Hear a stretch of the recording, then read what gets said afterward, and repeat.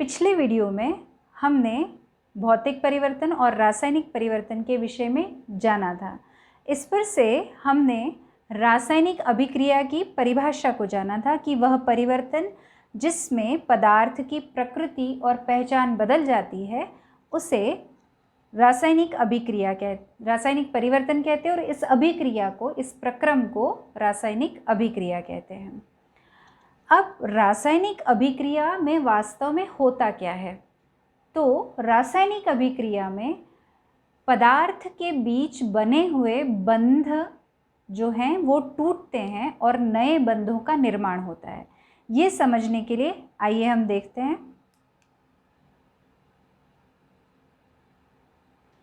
देखिए, इस स्लाइड में आपको दिख रहा होगा रासायनिक प्रक्रिया किस प्रकार होती है, ये हम समझेंगे।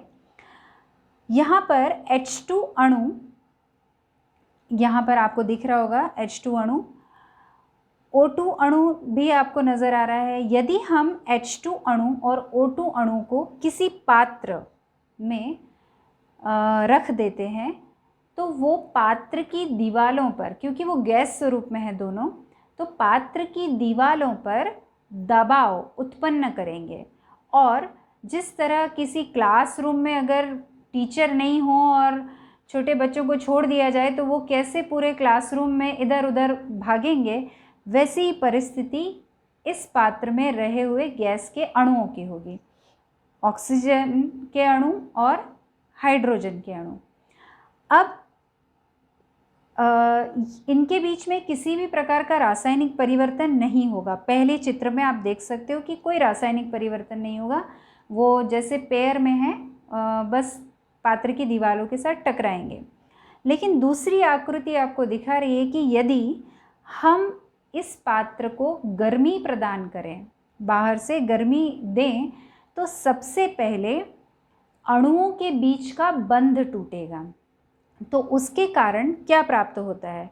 जो O2 अणु था अब वो 2 ऑक्सीजन के परमाणुओं में रूपांतरित हो चुका है और हाइड्रोजन अणु के बीच भी बंध टूट गया है और 2 हाइड्रोजन के परमाणु हमें नज़र आ रहे हैं। अब यदि इसी प्रकार से गर्मी दी जाए तो क्या होगा? तो तीसरी आकृति से हमें पता चलता है कि ऑक्सीजन के साथ दोनों हाइड्रोजन जुड़कर H2O का अणु बना लेंगे और दूसरा ऑक्सीजन का अणु भी अन्य 2 हाइड्रोजन के परमाणु के साथ जुड़कर H2O का नया अणु बनाएगा। और इसीलिए हम चौथी आकृति में देख सकते हैं कि H2O यानी पानी का अणु बनता है। तो इस प्रकार पूरी रासायनिक प्रक्रिया को समझा जा सकता है कि किस प्रकार रासायनिक प्रक्रिया में बंध का निर्माण होता है या तो फिर बंध टूटते हैं। यहाँ पर बंध टूटे हैं और इस तरह से ये रासायनिक प्रक्रिया हुई है। अब हमारे दैनिक जीवन में भी कोई ऐसी रासायनिक प्रक्रियाएं देखने को मिलती हैं। तो देखिए, मैंने यहाँ पर कुछ आकृतियाँ यहाँ पर डालकर आपको दिखाने का प्रयत्न किया है कि किस प्रकार के रासायनिक प्रक्रियाएं हमें देखने को मिलती हैं। जैसे पहला उदाहरण है गर्मियों में दूध का खराब होना। हम यदि गर्मी के वातावरण में दूध को खुला छोड़ देते हैं तो जब हम पहले दूध को देखते हैं तो वो लिक्विड रूप में होता है, लेकिन ख़राब होने के बाद वो सेमी सॉलिड स्वरूप में परिवर्तित हो जाता है। ये रासायनिक प्रक्रिया का उदाहरण है। इसी प्रकार अन्य उदाहरण है कील का, यानी कि लोहे पर जंग लगना। ऐसा नहीं सिर्फ कील, किसी भी लोहे की वस्तु पर जंग लगना। कील का उदाहरण लेकर हम ये समझ सकते हैं कि जब हम कील खरीद कर लाते हैं तो नई चमकीली कील होती है और उसे अगर हम खुले वातावरण में छोड़ देते हैं तो वातावरण की ऑक्सीजन और वातावरण में रहे हुए नमी के कारण उनके बीच रासायनिक प्रक्रिया होती है और लोहे पर ऑरेंज कलर का एक पदार्थ तैयार होता है, फेरिक ऑक्साइड, और उसी को हम क्या कहते हैं? लोहे पर जंग लगना। तो ये भी एक रासायनिक प्रक्रिया का उदाहरण है। इसके अलावा फलों का पकना, सब्जियों का सड़ना, ये सभी रासायनिक प्रक्रियाएं हैं। इसके उपरांत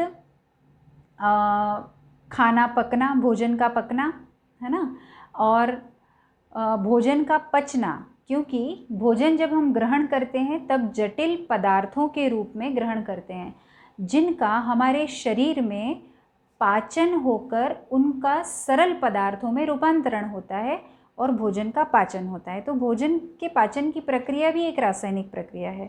इसी तरह श्वसन की प्रक्रिया, कि जब हम श्वास लेते हैं तब ऑक्सीजन गैस अंदर जाती है हमारे शरीर में, लेकिन जब बाहर निकलती है तो कार्बन के साथ संयोग बनाकर, यानी कार्बन डाइऑक्साइड के रूप में बाहर निकलती है। तो सामान्य श्वसन जो जिसके कारण हमारे जीवन का अस्तित्व है, ये श्वसन की प्रक्रिया भी रासायनिक अभिक्रिया का उदाहरण है। तो आई होप कि ये पूरा टॉपिक आपको अच्छे से समझ में आ गया होगा। अब हम नेक्स्ट टॉपिक पे जाते हैं कि रासायनिक अभिक्रिया अगर होती है तो हम किन लक्षणों के द्वारा ये जान सकते हैं कि रासायनिक अभिक्रिया हुई है। तो देखिए, पहला लक्षण बता रहा है अवस्था में परिवर्तन। कभी रासायनिक प्रक्रिया होगी तो अवस्था में परिवर्तन भी देखा जा सकता है। दूसरा है रंग में परिवर्तन, पदार्थ के रंगों में यदि परिवर्तन होता है तो भी हम कह सकते हैं कि रासायनिक अभिक्रिया हुई है। तीसरा है गैस का उत्पन्न होना, प्रक्रिया के दौरान या प्रक्रिया के अंत में गैस उत्पन्न होती है तो भी वो अभिलक्षण है प्रक्रिया का, रासायनिक अभिक्रिया का। नेक्स्ट है तापमान में परिवर्तन, यदि अभिक्रिया के दौरान तापमान कम होता है अथवा तापमान बढ़ जाता है तो भी वो रासायनिक अभिक्रिया का अभिलक्षण है, हम कह सकते हैं कि रासायनिक अभिक्रिया हुई है। और अंतिम लक्षण अवक्षेप उत्पन्न होना, किन्हीं दो पदार्थों को मिलाने पर यदि अवक्षेप उत्पन्न होते हैं तो वो भी रासायनिक अभिक्रिया का एक लक्षण है। ऐसा ज़रूरी नहीं है कि ये सारे ही लक्षण हमें एक साथ देखने को मिले। इनमें से कोई भी लक्षण हमें देखने को मिलता है तो हम ये कह सकते हैं कि रासायनिक अभिक्रिया हुई है। आइए हम इन हर एक लक्षण को उदाहरण के साथ समझते हैं कि कहाँ कहाँ ये देखने को मिलता है। जैसे अवस्था में परिवर्तन, ये हम कब देख सकते हैं?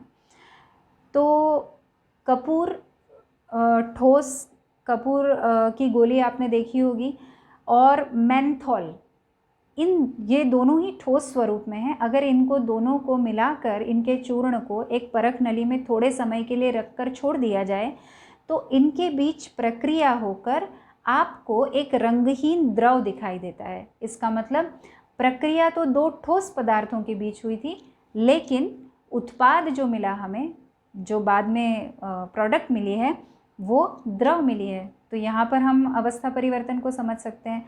इसी तरह से ये बहुत सामान्य सा उदाहरण है जो आप बचपन से पढ़ते आ रहे हो कि हाइड्रोजन गैस और ऑक्सीजन गैस दोनों मिलकर पानी का अणु बनाते हैं। तो हमें पता है हाइड्रोजन गैस स्वरूप में थी, ऑक्सीजन भी गैस स्वरूप में थी, लेकिन उन दोनों के संयोग से जो पानी बनता है वो द्रव स्वरूप में। इसका मतलब यहाँ भी अवस्था परिवर्तित हुई। अवस्था परिवर्तन यानी ठोस से द्रव या द्रव से गैस, इस तरह से अवस्था परिवर्तन देखा जा सकता है। अब नेक्स्ट है रंग में परिवर्तन। तो रंग में परिवर्तन के लिए आप जो केमिस्ट्री लैब होगी आपकी स्कूल की, वहाँ पे आप जाके देख सकते हो कि पोटेशियम परमैंगनेट जो एक सूचक है, उसके विलयन में यदि किसी प्रकार का कोई एसिड डाला जाए, मतलब HCl या H2SO4 एसिड को मिलाया जाए, तो हम जानते हैं कि पोटेशियम परमैंगनेट का जो रंग होता है उसके द्रावण का, वो गुलाबी होता है। लेकिन जैसे ही एसिड डाला जाता है तो उसका द्रावण का गुलाबी रंग अदृश्य हो जाता है और द्रावण जो है वो रंगहीन हो जाता है। तो रंग में परिवर्तन आप इस उदाहरण से समझ सकते हैं। नेक्स्ट आता है गैस का निकास, यानी गैस निकलती हुई कहाँ देखी जा सकती है। तो हम देखते हैं, बहुत बढ़िया उदाहरण है, इसको हम प्रयोग से देखेंगे भी बाद में। जिंक के जो ग्रैन्यूल्स हैं, जिंक के जो दाने हैं, उनको H2SO4 के साथ, सल्फ्यूरिक एसिड के साथ जब मिलाया जाता है तो एक तो ZnSO4 तो बनेगा ही, लेकिन हाइड्रोजन गैस निकलती हुई आप देख सकते हैं। तो ये हो गया गैस के निकास का उदाहरण। नेक्स्ट है तापमान में परिवर्तन। तापमान में परिवर्तन के लिए ये बड़ा सामान्य सा दैनिक जीवन में आपने देखा हुआ उदाहरण है कि कली चूने को, यानी कि चूने के पत्थर को जब पानी में घोला जाता है तो कैल्शियम हाइड्रोक्साइड बनता है। इस प्रक्रिया में अब पात्र को यदि आप बाहर से स्पर्श करते हैं तो आपको पता चलता है कि पात्र का तापमान बढ़ चुका है, बहुत गर्म हो जाता है, तापमान उसका, वो पात्र बहुत गर्म हो जाता है। तो यहाँ पर हम तापमान में परिवर्तन के उदाहरण को समझ सकते हैं। इसके साथ मैं आपको एक चीज़ और बता दूं कि जहाँ भी तापमान में परिवर्तन होकर तापमान बढ़ता है तो ऐसी प्रक्रियाओं को ऊष्माक्षेपी प्रक्रियाएं कहते हैं। अंतिम अभिलक्षण है अवक्षेप उत्पन्न होना।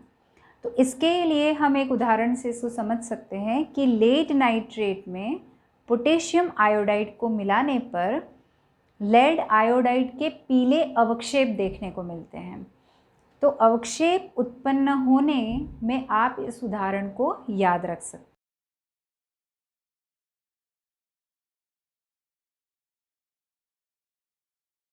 अब हम इन अभिलक्षणों को कुछ प्रयोगों द्वारा समझ सकते हैं। टेस्ट ट्यूब में हम सबसे पहले लेड नाइट्रेट लेंगे,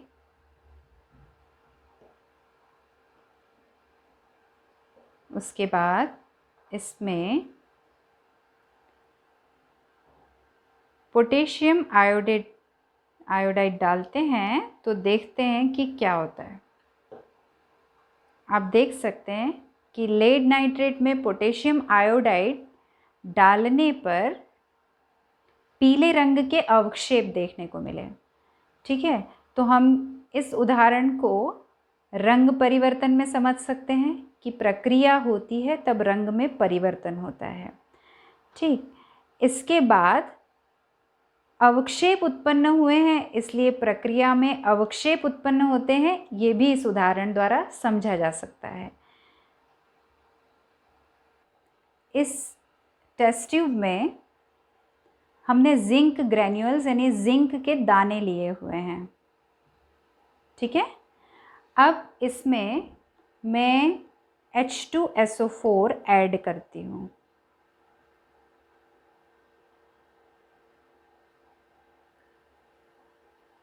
आप देख सकते हैं कि गैस उत्पन्न हो रही है, दिख रहा है आपको? ओके, ये थर्मामीटर है जिसको मैं ऑन कर देती हूँ और ऑन करके अभी देखिए तापमान बता रहा है 28.6 और मैं इसके अंदर थोड़ी देर के लिए रखती हूँ।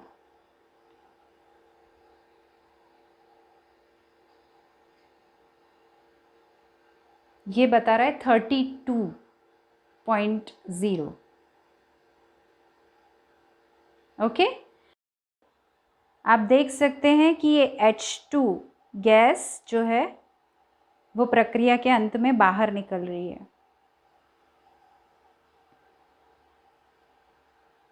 ओके, इस तरह से इस प्रयोग द्वारा हम तापमान में परिवर्तन और गैस का निकास, इन दोनों ही चीज़ों को समझ सकते हैं।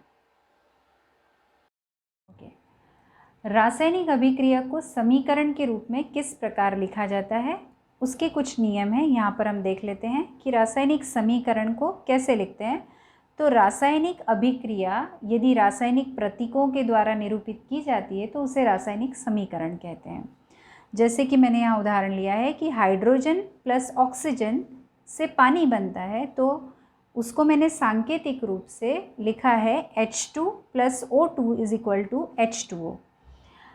अब रासायनिक समीकरण में तत्वों के प्रतीक और जो अभिकारक हैं या उत्पाद हैं उसमें जो रासायनिक सूत्र लिखे जाते हैं तो उनकी भौतिक अवस्था भी उसके साथ लिखी जाती है। जैसे कि H2 गैस स्वरूप में है, O2 गैस स्वरूप में है, परंतु बनने वाला उत्पाद H2O द्रव स्वरूप में है।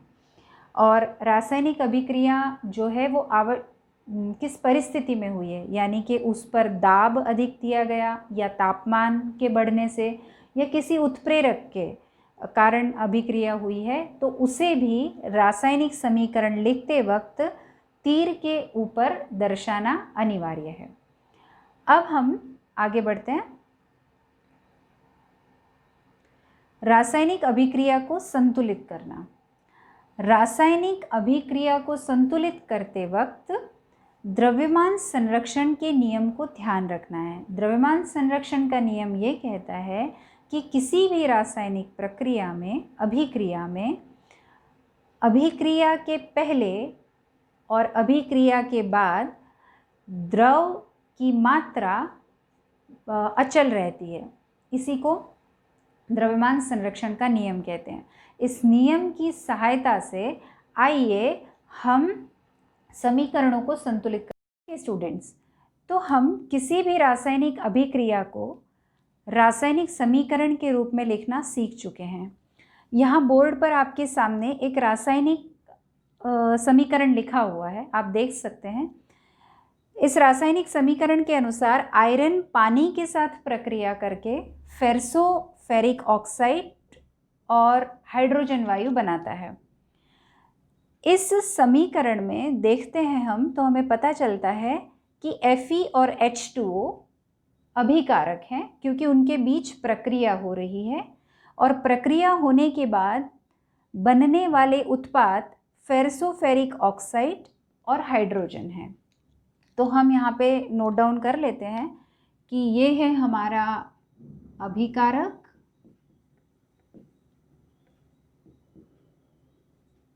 और ये है उत्पाद।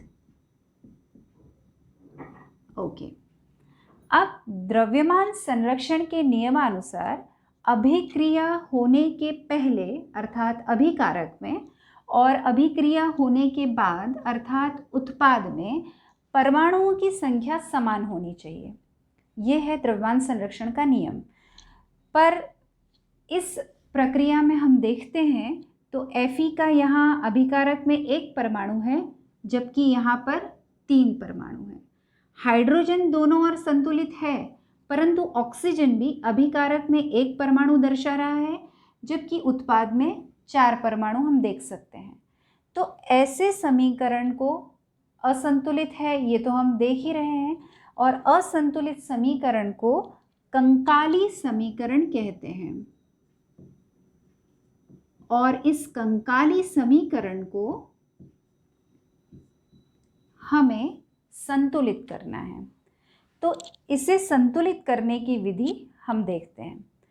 तो सर्वप्रथम हमें पता होना चाहिए कि अभिकारक कौन है और उत्पाद कौन है, क्योंकि हम संतुलित करने के लिए एक टेबल बनाने वाले हैं और उस टेबल में LHS साइड में तत्वों की संख्या जब हम लिखेंगे तो दैट मीन्स हमें अभिकारकों की संख्या में परमाणुओं की संख्या लिखनी है, और RHS साइड में जब हम परमाणुओं की संख्या लिखेंगे तो दैट मीन्स कि हमें उत्पाद में रहे हुए परमाणुओं की संख्या लिखनी है।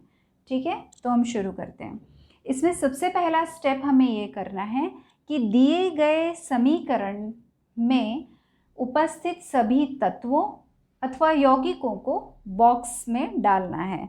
तो सबसे पहले हम सबके चारों तरफ बॉक्स बना लेते हैं।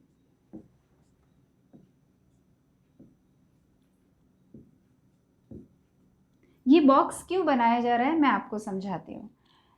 क्योंकि फॉर एग्जाम्पल H2O का हम लेते हैं, तो हमें पता है कि H2O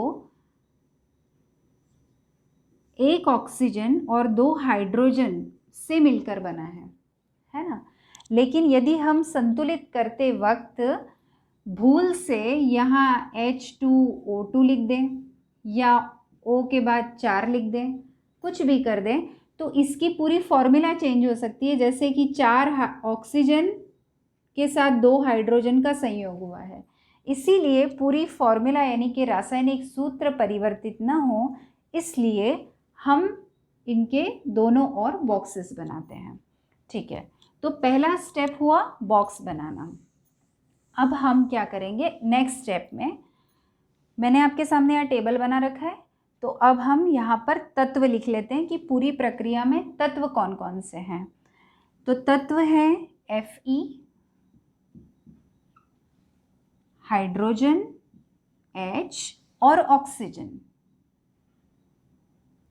ये 3 तत्व नज़र आ रहे हैं हमें पूरी प्रक्रिया में, अभिकारकों में भी, उत्पाद में भी। अब हम इस टेबल में LHS तरफ इन तीनों परमाणुओं की संख्या को नोट डाउन कर लेंगे। तो हम अभिकारक साइड में देखते हैं, तो Fe का 1 परमाणु है, इसलिए मैं Fe के सामने LHS में 1 लिख रही हूँ। हाइड्रोजन के 2 परमाणु हैं, इसलिए यहाँ पर 2 लिखा। ऑक्सीजन का 1 परमाणु है, इसलिए 1। ठीक है, आई होप आपको यहाँ तक समझ आया होगा। अब हम इसी तरह से उत्पाद में इन परमाणुओं की संख्या को नोट डाउन कर लेते हैं। तो उत्पाद में Fe के हैं 3 परमाणु, हाइड्रोजन का आता है 2 परमाणु और ऑक्सीजन के 4 परमाणु। ये आपको दिख रहा है, ठीक है। अब हम इन्हें संतुलित करना शुरू करते हैं। तो देखिए बच्चों, सबसे अधिक परमाणुओं की संख्या यदि देखी जाए दोनों और कंपैरिजन करके, तो हमें दिख रहा है कि ऑक्सीजन परमाणु की संख्या उत्पाद में सबसे अधिक है और 4 है। और 4 और 1 को हमें 4 के बराबर करना हो तो हमें क्या करना पड़ेगा, 1 को 4 से गुणा करना पड़ेगा।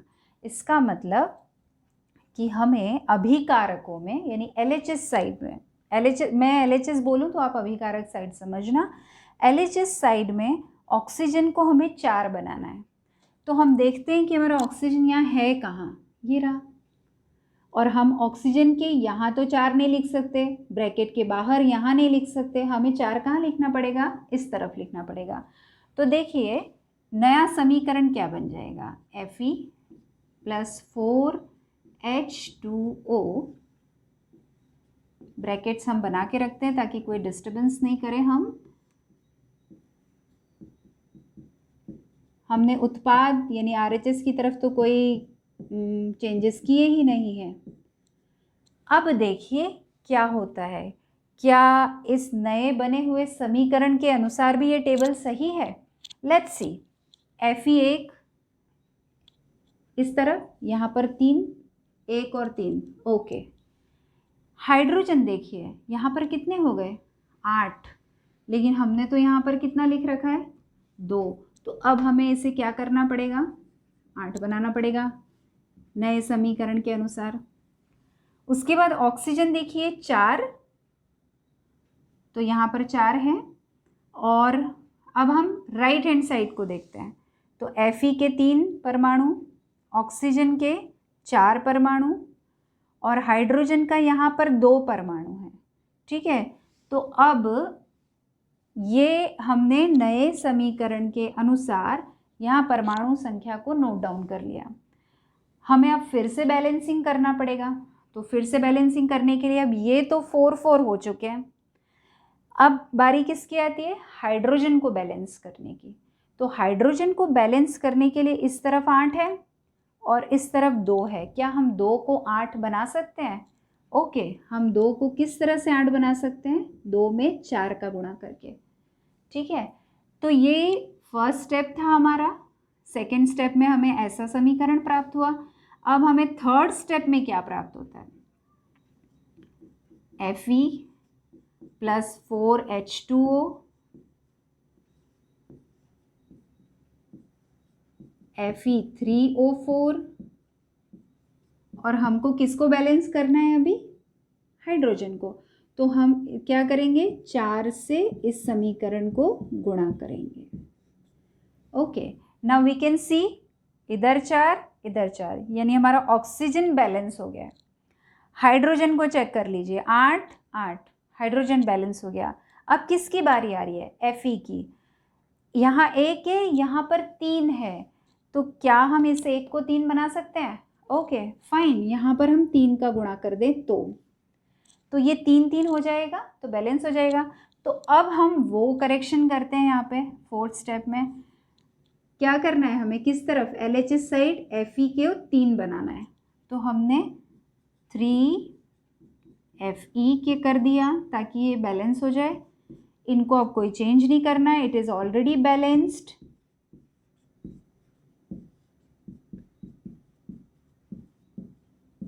बस मैं लिखती जा रही हूँ, बाकी के सिर्फ Fe में मैंने चेंज किया। नाउ लेट्स सी कि टेबल वाइज बैलेंस करने पर हमारे सारे परमाणु दोनों ओर बैलेंस हुए हैं कि नहीं। Let's see 3Fe, Fe3 balanced, 4 2s 8, 8 hydrogen, 4 2s 8, 8 hydrogen balance, hydrogen balance, 4 oxygen, okay, here oxygen 4। So now हम कह सकते हैं कि ये पूरा समीकरण हमारा क्या है, बैलेंस्ड हो चुका है। तो ये समीकरण हमारा बैलेंस समीकरण है, यानी कि संतुलित समीकरण है। तो ऐसे समीकरण को, जब समीकरण हमारा असंतुलित था तो हम उसे कंकाली समीकरण कहते हैं, और संतुलित होने के बाद ऑफ कोर्स हम उस समीकरण को संतुलित समीकरण कहेंगे। ये समीकरण संतुलित तो हुआ है, लेकिन अभी भी हम ये नहीं कह सकते कि हमारी प्रक्रिया पूरी हो गई है। एक लास्ट स्टेप बाकी है। वो लास्ट स्टेप क्या है कि जो प्रक्रिया हुई थी उसमें जिन जिन तत्वों और यौगिकों ने भाग लिया था उनकी भौतिक अवस्था को दर्शाना। तो संतुलित समीकरण फाइनली कैसा लिखा जाएगा, देखिए 3Fe, Fe यानी आयरन किस परिस्थिति में था, S यानी सॉलिड परिस्थिति में, प्लस 4H2O, H2O किस परिस्थिति में, L लिक्विड। इसके बाद Fe3O4 जो बना उसकी परिस्थिति है सॉलिड यानी ठोस, प्लस 4H2 गैस स्वरूप में प्राप्त होता है। तो ये हो गया पूरा संतुलित समीकरण। ओके,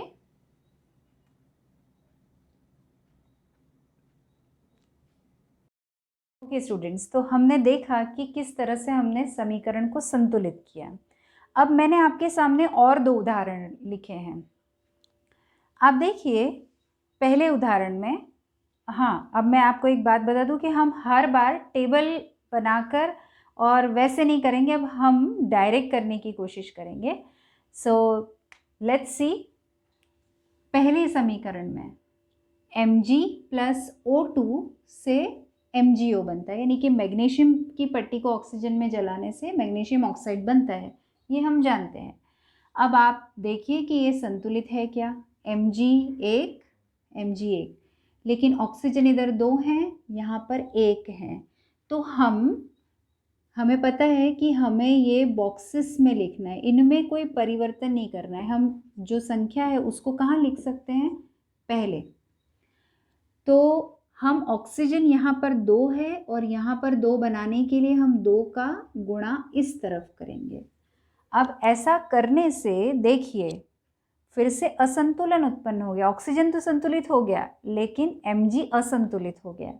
तो हम अब Mg के आगे 2 लिख देते हैं, उसको भी संतुलित कर देते हैं। अब देखिए क्या पूरी प्रक्रिया संतुलित लग रही है आपको, 2Mg O2 O2। ओके, इसी तरह से हम दूसरे समीकरण पर जाते हैं, देखते जाते हैं।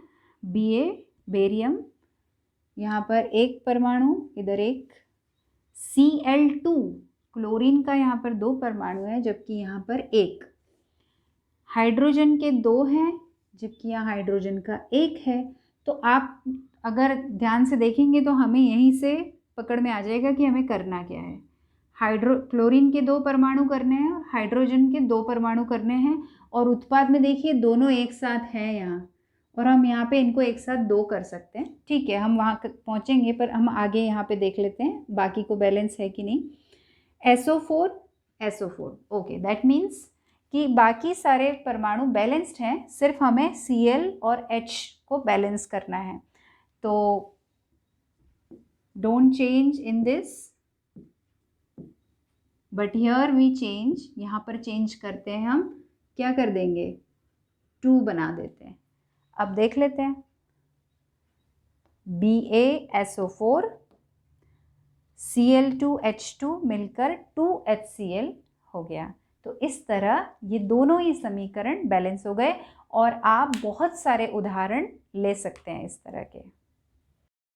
तो आइए अब हम देखते हैं कि अभी तक आपने क्या सीखा। पहला प्रश्न, रासायनिक अभिक्रिया अर्थात क्या? दैनिक जीवन में होने वाली रासायनिक अभिक्रियाओं के उदाहरण बताइए। दूसरा, रासायनिक अभिक्रिया के मुख्य अभिलक्षण और प्रत्येक का एक एक उदाहरण। इसका उत्तर भी आप लिख सकते हैं, हमने अभी सीखा है। रासायनिक अभिक्रिया में अभिकारक और उत्पाद क्या है, इसे उदाहरण द्वारा समझाया जा सकता है, ये भी आपने सीखा है। शब्द समीकरण को, कोई भी शब्द समीकरण दिया है उसे रासायनिक स्वरूप में लिखना, ये भी आप कर सकते हैं।